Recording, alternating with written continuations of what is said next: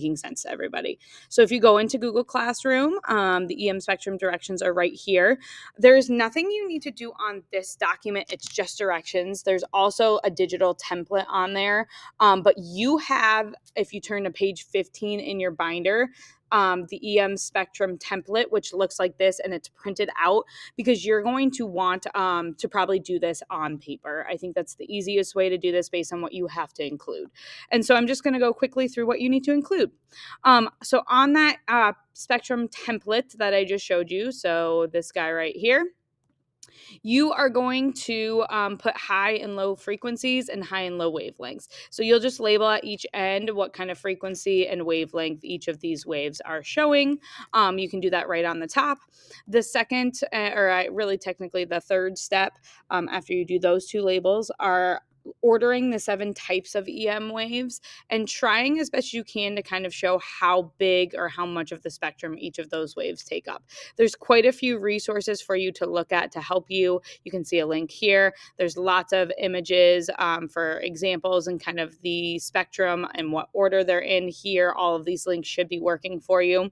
And so you will label the different types of waves in the correct order and with the kind of the correct amount of space it takes up. For each of the 7 types of waves, you will draw a quick picture that represents how that wave is used. You did a lot of that work yesterday because you had to name 2 to 3 things that they're used for on the EM spectra exploration. So you can go back to that and use that. Or again, these all have some uses on them too. And you can draw your little pictures right underneath, maybe label the waves here and then the pictures above or underneath, whatever works for you. And you can, use as much artistry as you'd like, or you can just kind of draw it and jot it down and get through it. So totally up to you how much time you spend on your pictures. I am not assessing you on your drawing ability. And then lastly, you do need to put the visible light portion in color. So the other pictures, if you don't want to color them in, you can just do pencil drawings.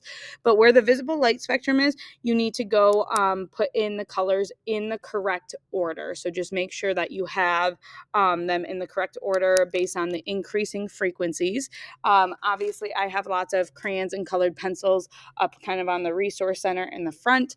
And you are welcome to use any of those or any of your own resources. But the visible light spectrum does need to be drawn in color. So that essentially is all the steps on the EM spectrum.